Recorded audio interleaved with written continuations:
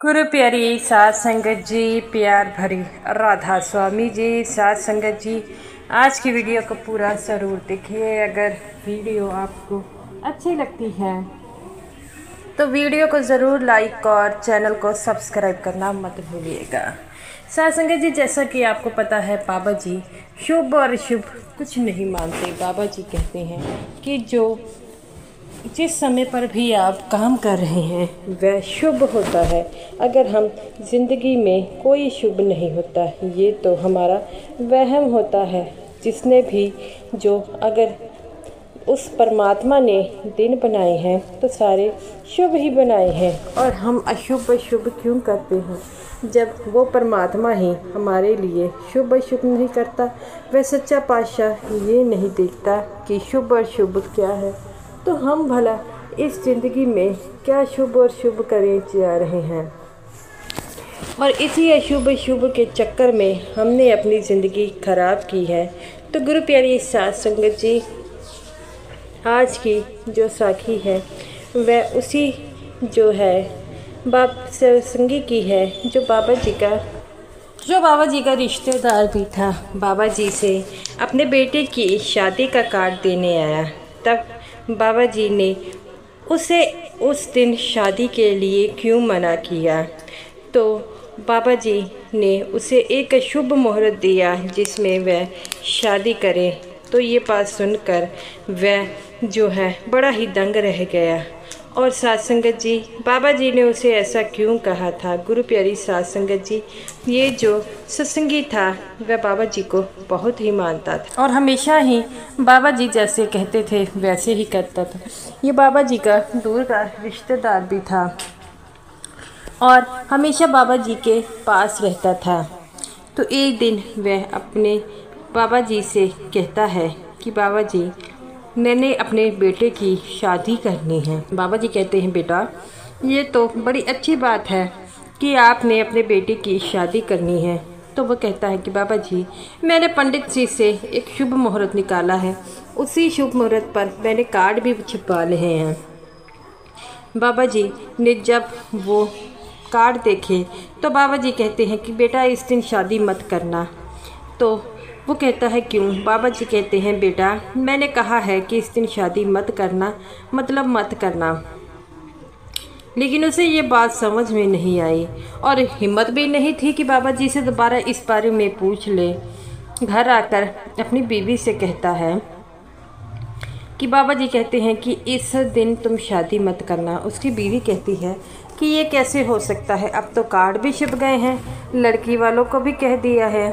तो गुरु प्यारी साध संगत जी, बाबा जी कहते हैं लेकिन मानता कोई है। जैसे हमें बाबा जी हर बार सिमरन करने के लिए कहते हैं, लेकिन हम बाबा जी की बातों को नहीं मानते, इसी तरह वह भी सत्संगी कहता है कि बाबा जी ने तो कह दिया है, अब करना ना करना हमारी मर्जी है। तो उसकी पत्नी कहती है कि एक बार विचार कर लीजिए, अगर बाबा जी ने कहा है तो इसमें कोई ना कोई बीच में कोई बात ज़रूर होगी, क्योंकि बाबा जी ऐसा कहते नहीं हैं।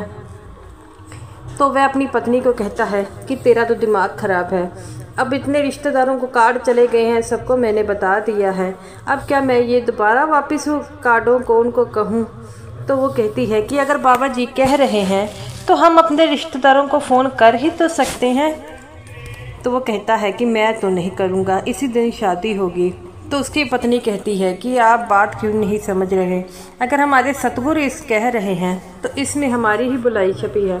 तो वो कहता है कैसी बुलाई है, हमारा इतना नुकसान हो जाएगा, हमने कार्ड दिए हैं, डिब्बे दिए हैं और पंडित से भी तो शुभ मुहूर्त निकाला था, और जिस तरीके को बाबा जी कह रहे हैं मैंने पंडित जी से पूछा है। तो वो कहता है कि इस दिन कोई यह शुभ मुहूर्त है, आप शादी ना कीजिए। तो वो कहती है आप पंडित के पास गए ही क्यों, आप इस वहम भरम में क्यों पड़ रहे हैं, आपको तो अपने मालिक पर विश्वास होना चाहिए। तो उसका पति कहता है कि अब मुझे समझ नहीं लग रही, मैं क्या करूं, तू ही कुछ बता दे। तो उसकी पत्नी कहती है इसमें समझने वाली क्या बात है। तो वो कहता है कि शादी तो उसी दिन होगी, चाहे तुम भी कुछ कर ले। तो वो कहती है जब आपने बात ही नहीं माननी, अपनी मर्जी करनी है तो करी जाइए। और फिर ना पछताना। तो वह कहता है किस बात के लिए पछताना है, अभी देखा जाएगा जो होगा। और वह चला जाता है। उसकी पत्नी मन में सोचती है कि अगर बाबा जी कह रहे हैं तो कुछ ना कुछ तो झोल होगा ही। तो लेकिन उसका पति इस बात के लिए मानने के लिए तैयार ही नहीं था। और ऐसे ही एक सेवादार बाबा जी के पास आता है। तो वो कहते हैं कि बाबा जी, उस सत्संगी के जो आपके रिश्तेदार हैं उसके बेटे की शादी है। बाबा जी कहते हैं मैंने उससे कहा था कि शादी इस दिन नहीं करनी, पर फिर भी वह मेरी बात नहीं माना, तो ये उसकी मर्जी है। तब जैसे ही शादी का दिन नज़दीक आया और शादी को एक दिन रह गए थे, तभी बाबा जी का एक सेवादार फिर उसके पास आया और कहता है कि बाबा जी ने खास संदेश दिया है कि इस दिन शादी मत कीजिए। तो वो कहता है कि मेरी बाबा जी से पहले भी बात हुई थी, बाबा जी ने मना किया था, लेकिन भाई तू ही देख, इतनी तैयारियां हुई हैं, इतने कार्ड बिक दिए हैं और लड़की वालों को भी कह दिया है, अब मेरा कितना नुकसान होगा। तो वो कहता है कि एक बार सोच, अगर बाबा जी तुझे कह रहे हैं तो इसमें तेरा ही कोई फ़ायदा है। वो कहता है फ़ायदा कैसा, मेरा तो नुकसान हो रहा है। और ऐसे ही शादी का दिन आ गया और लड़का भी तैयार हो गया। जब लड़के को ये बात पता चली कि बाबा जी ने मना किया था, तो वो कहता है कि पिताजी आपने मुझे इसके बारे में पहले क्यों नहीं बताया। तो वो कहता है कि बताना क्या था बेटा, सब कुछ तैयारियां हो गई हैं, तो ऐसे है। तो वो कहता है बाबा जी तो आए नहीं। तो वो कहता है कि बाबा जी ने मुझे शादी दूसरे तारीख को कही थी, लेकिन मैंने नहीं की, जिसके कारण बाबा जी मुझसे नाराज़ हो गए हैं। तो वो कहता है कि ऐसा हो नहीं सकता कि बाबा जी आपसे नाराज़ हो गए हैं, कोई ना कोई उन्हें ज़रूर काम पड़ गया होगा। तभी बाबा जी के दो सेवादार आते हैं और कहते हैं कि बाबा जी को कोई ज़रूरी काम था, इसके लिए उनकी जगह पर हम आए हैं। और वह शादी के लिए निकलने लगे।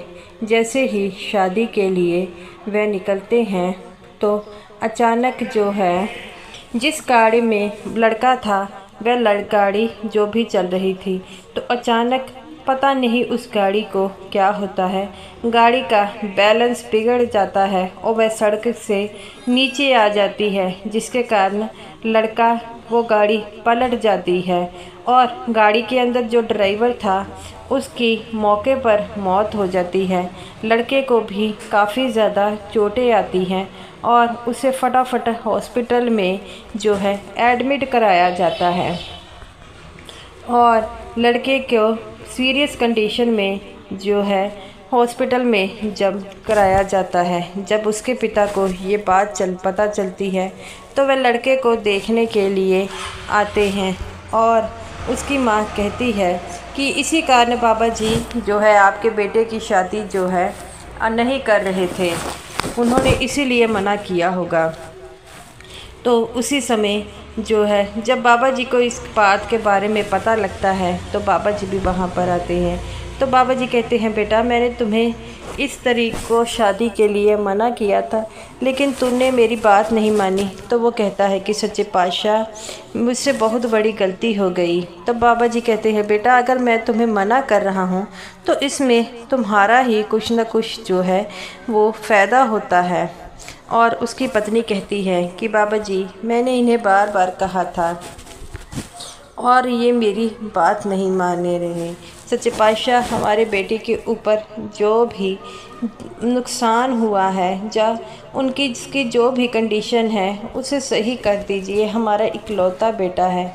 तो बाबा जी कहते हैं कोई बात नहीं बेटा, जिसकी जान जानी थी उसकी चली गई है और अब तुम्हारा बेटा बिल्कुल ठीक है, आप किसी प्रकार की चिंता मत कीजिए, थोड़े दिनों में ये बिल्कुल ठीक हो जाएगा।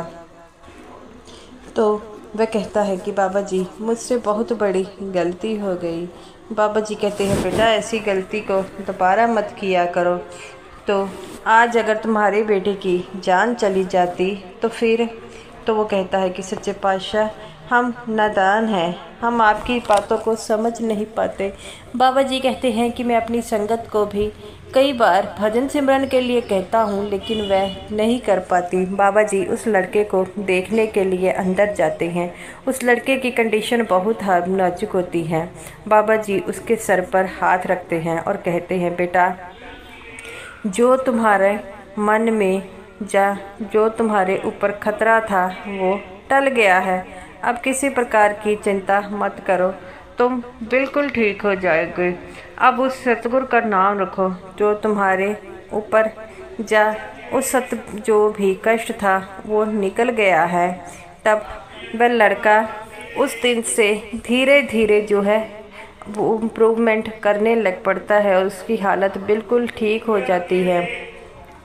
तो वह अपने पिता जब उसके पास आते हैं तो कहते हैं कि इसी कारण शायद बाबा जी मेरी शादी उस दिन कैंसिल करा रहे थे।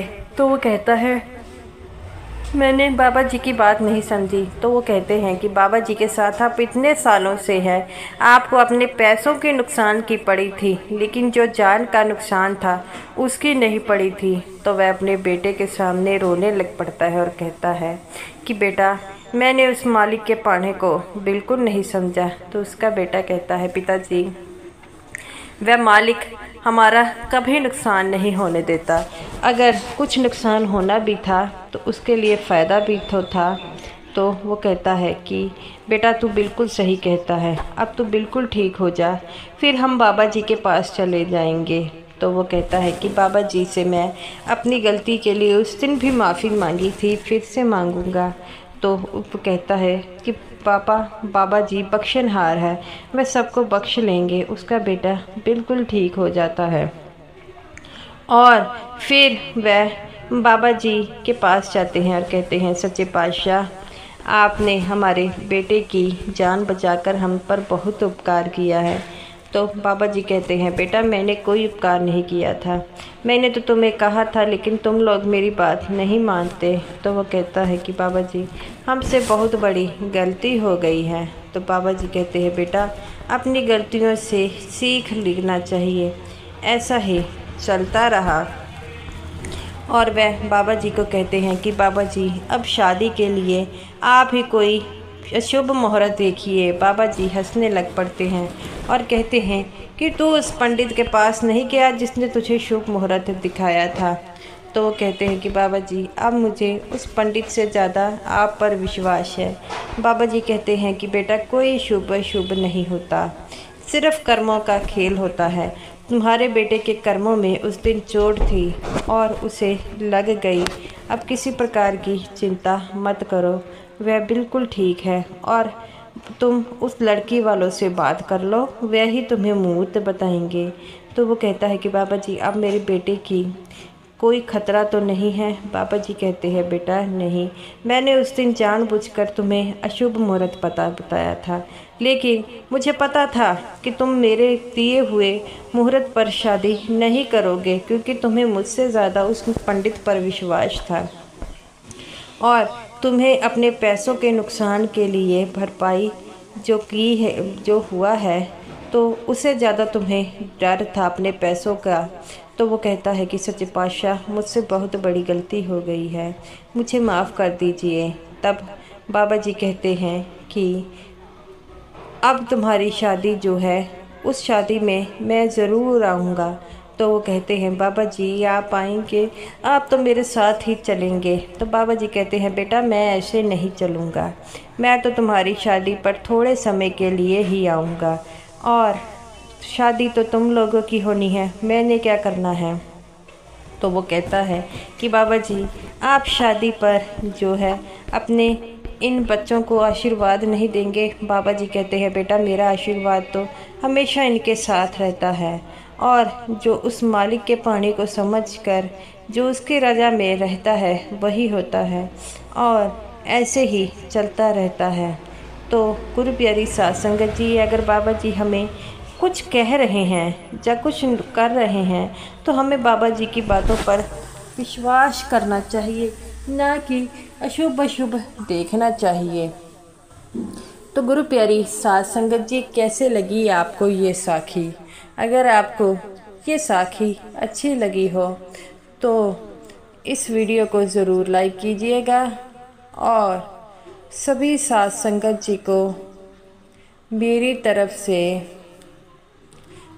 प्यार भरी राधा स्वामी जी, और हमेशा ही उस सतगुरु के, उस मालिक के पाने में रहना चाहिए।